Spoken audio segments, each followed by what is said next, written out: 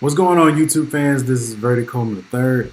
I am bringing you a new episode of The Road to the Doctorate.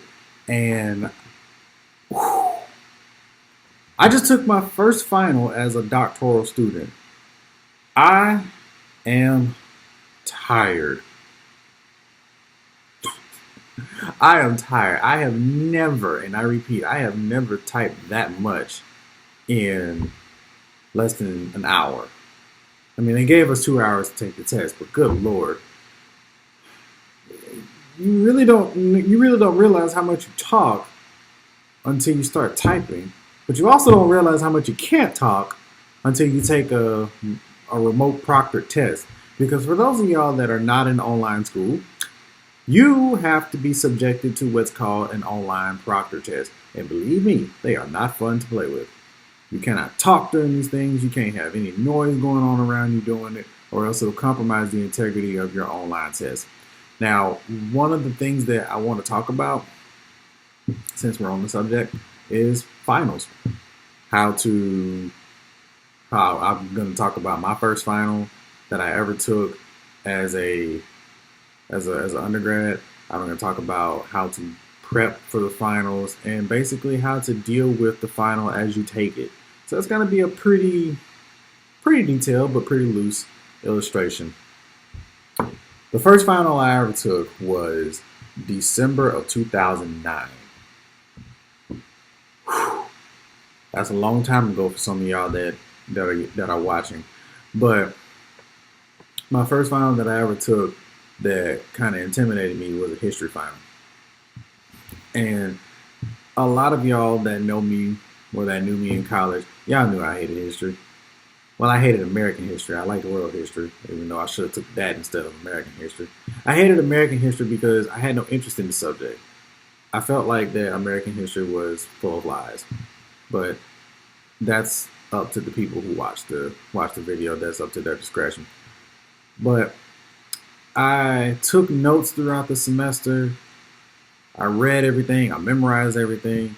But nothing really gets you prepared for that final like being able to know that when you go in that you don't have to worry about a single thing. Let me tell you, if there's a myth out there that says that if you're not nervous during the final, then you're going to be okay. The problem with that is there is no such thing as not being nervous during a final. It doesn't matter how old you get, it doesn't matter how experienced you are, you're going to get nervous during the final because people who are nervous during finals, they are afraid of failure. They want to do good. But don't let that fear of failure overwhelm you. Allow it to be there, but don't let it overwhelm you. So I went in and I took my final and I didn't score a perfect A on it. I got like an 82, but it raised me out of the gutter of that bottom of the pile, and it got me a C in history. And my mother was not too thrilled about it because, like her, like she knew that I could do better. And if I'm going to be honest with myself, I could have done better too. But at that time, I was so focused on other things and I wanted to do other things. I wanted to be able to get to where I really wanted to be. And I forgot that simple fact that you have to do what you need to do in the beginning so you can do what you want to do later on. Pay on the front end or the back end. So in that particular scenario, while I paid on the front end of being able to score an 80 something on my history final, overall I paid on the back end because I ended up getting a C in the class. Now imagine had I paid on the back end of not studying for my final. I probably would have been even deeper. But that's my story about my first final. Nothing too traumatic. Just a good lesson to learn behind it. But here are some tips to help you deal with finals. One, make sure that you study all your notes. I tell my students every day to read their notes for 30 to 45 minutes. Doesn't have to be extensive. They don't have to try to memorize it. They just need to read it. Familiarize yourself with your notes, because the more familiar you are with your notes, the quicker it is to be able to access it, given that your professor will allow you to use it on the test.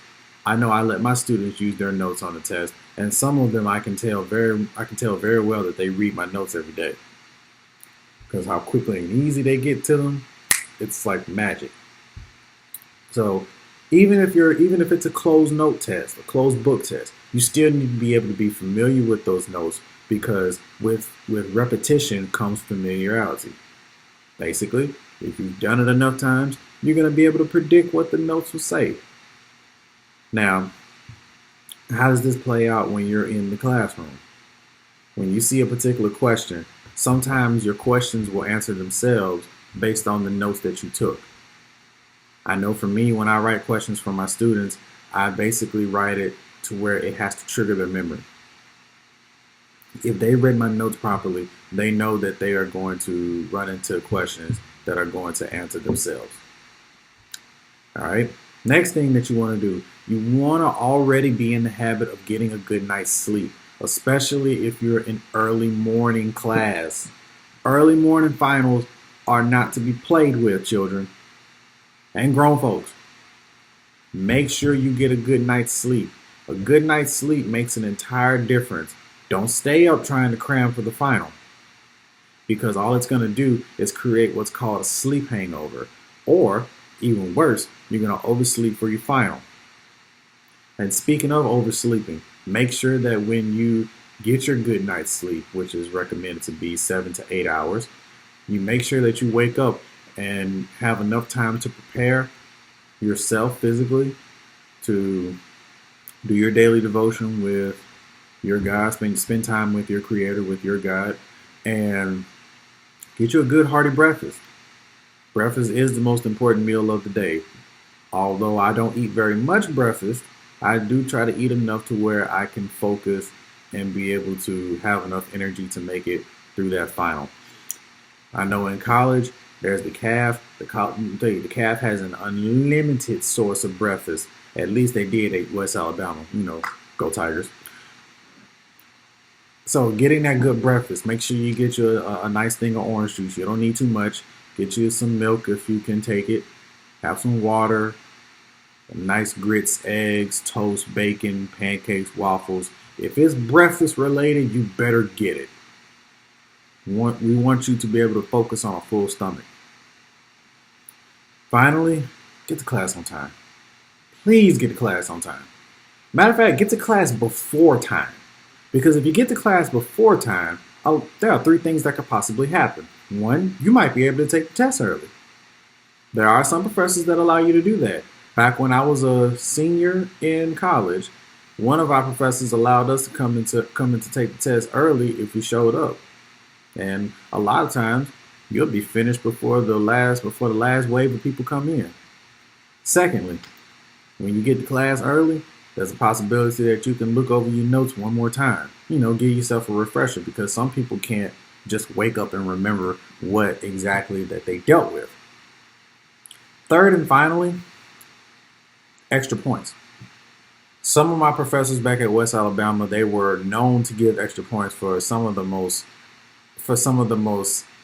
unique things in the world. That's the word that I'm going to use for right now, because I don't know another word to use.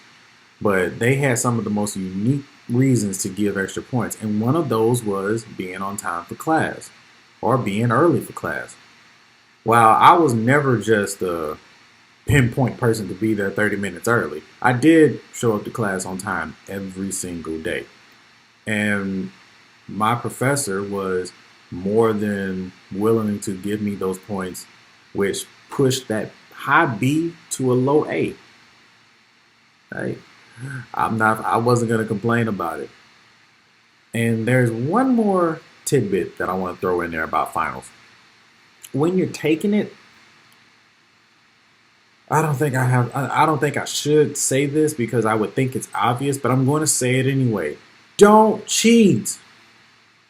This is mostly for my high schoolers and maybe my second year college students. Don't cheat. Professors are not dumb. They're going to know whether or not you cheated on the test. Just like high school teachers. High school teachers know when you're cheating on a test. So if they know, of course the professors are going to know. One incident that happened back in my American Lit class in 2010. Yeah, 2010. There was a student who took the test. He stopped midway to go to the bathroom, and he comes back, and he's just magically just writing all the answers down. The professor knew that this particular student was not a very excelling student in the literature, so he began to question it. He watched, and he finally caught him. And so, as a result, that student had to leave, and he got a 0 for the course. Basically, it wasn't worth it. So, do not cheat on your test. Do not plagiarize. Don't do any form of cheating whatsoever. Even if you just get the temptation to look in the direction of a student, don't do it. It's not worth it. So, with that being said, remember to read your notes, get a good night's sleep, wake up on time, get a good breakfast, be early for class, and don't cheat. Those are your main ways to be able to deal with finals and basically survive out here. So, with that being said, this has been another Silvertone production. You can follow me on all my social media, leave some comments below, or if you want to talk directly, just follow the social media and share some of your stories about the first time you took your final or one of your hardest finals that you've ever took. In the meantime, God bless. See you around.